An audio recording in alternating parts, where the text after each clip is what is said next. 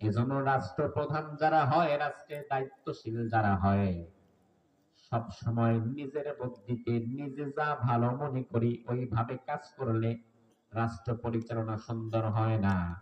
বরং রাষ্ট্রপ্রধানদের উচিত মাঝে মাঝে এই রাষ্ট্রের গুরুত্বপূর্ণ ব্যক্তি আলেম ওলামাদেরকে নিয়ে পরামর্শ করা। আমার ভাইরা, বিগত দিনে দেশ যে চালাইছিল, ওই মহিলা কিন্তু পরামর্শ করতো না কারোর সাথে, বরং তার নীতি ছিল নিজের মতটা সবার মাঝে চাপায় দেওয়া। এটা বাস্তবায়ন করো, করা লাগবে। এটা বাস্তবায়ন করতে গিয়া যদি হাজারো লাশ পড়ে তাও ফালাও লাগবে। মরলে মরবে, বাঁচতে বাঁচবে, হাজার হাজার মানুষ মরে যাবে, আমার কোনো সমস্যা নাই। কিসের পরামর্শ, কিসের কি? এটা স্বৈরাচারী মনোভাব। এই জন্য আপনি যদি স্বৈরাচারী মনোভাব থেকে বের হতে চান, তাহলে পরামর্শের ভিত্তিতে কাজ করা লাগবে।